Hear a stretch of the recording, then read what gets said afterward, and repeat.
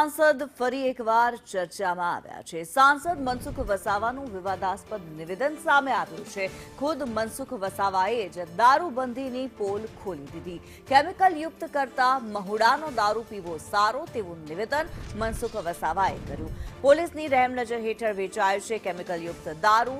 લોકોના સ્વાસ્થ્ય સાથે ચેડા થતા એકરાર કર્યો છે। ભાજપ સરકારમાં ભ્રષ્ટાચાર સામે અરીસો બતાવ્યો। ગુજરાતમાં દારૂબંધી હોવા છતાં પણ આવું નિવેદન સાંસદ તરફથી આવી રહ્યું છે। નર્મદાના નાંદોદ તાલુકાના ઢોલાર ગામે એક કાર્યક્રમ હતો। આદર્શ ગ્રામ વિકાસ સમિતિની બેઠક યોજાઈ હતી। બેઠકમાં વસાવાનું આ નિવેદન હવે ચર્ચાનો વિષય બન્યું છે।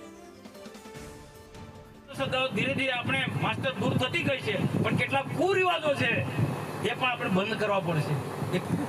આવા લોકો રાક્ષસોની સામે લડવા માટે રામે 14 વર્ષ વનમાં કેટલી ટીકા ટિપ્પણી થઈ છે। રામની કૃષ્ણની હો પણ સત્યની લડાઈ આપણે લડી રહ્યા। કોઈ ખોટી લડાઈ નથી રહ્યા। આદિવાસી સમાજ ને વિકાસના માટે લઈ જવો આ બધું તો કરવું પડે, પણ બિરસા મુંડાએ કહ્યું છે વ્યસન મુક્ત થવું પડશે। આદિવાસી સમાજે વ્યસન મુક્ત થવું છે। કમલેશભાઈ બરોબર છે ને? વ્યસન મુક્ત થવું પડે। આદિવાસી સમાજ સાથે કોઈ પણ સમાજે જે આદિવાસી સમાજ વ્યસનમાં સપડાયેલો છે એની હું દશા થાય તમે જોજો। કેટલાક ગામોમાં બહેનો વિધવા થઈ ગઈ, જુવાન દીકરી આજે વિધવા થઈ જાય, એની શું દુઃખ થાય છે તેને કોઈ વિચાર્યો?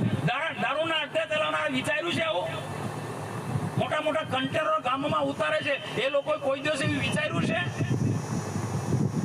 હું તો કહું કે આપણો બાપ દાદા બહુ વર્ષો કોઈ દેવને કે પછી કોકને ક્યાંક એક કદાચ મોહડાનો દારૂ બોલ્યા કોઈ સોશિયલ મીડિયામાં ચલાવજો કે મનસુખભાઈ એવું કહેતા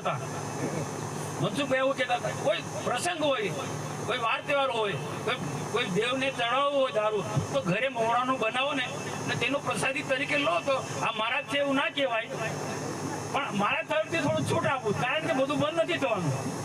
દિનેશભાઈ બરોબર છે ને? મોહડાનો દારૂ જાતે બનાવીને દવા તરીકે ઉપયોગ કરો। કોઈ ડોક્ટર કહેતા ઘણા એવા છે કે ડોક્ટરની સલાહથી, ડોક્ટર રવિ બરોબર છે ને? અંધશ્રદ્ધાઓ ધીરે ધીરે આપણે માસ્ટર દૂર થતી ગઈ છે।